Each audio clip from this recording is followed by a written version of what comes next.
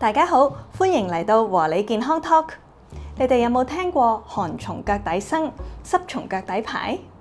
好多人可能覺得浸腳只係一種放鬆嘅方式，但係其實佢背後係蘊含住好多中醫嘅理論，對健康有各方面嘅幫助。今日我就同大家深入咁樣講解一下浸腳去濕嘅3大好處。第一係可以促進血液循環，改善體質。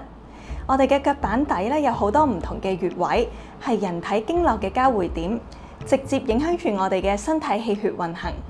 而浸腳就可以驅寒，加速血液循環，尤其對一啲手腳冰冷氣血不足嘅人士好有幫助嘅。而第二就係可以舒緩肌肉疲勞啦。返工坐 office， 長期保持住同一個坐姿，好容易令到肌肉繃緊。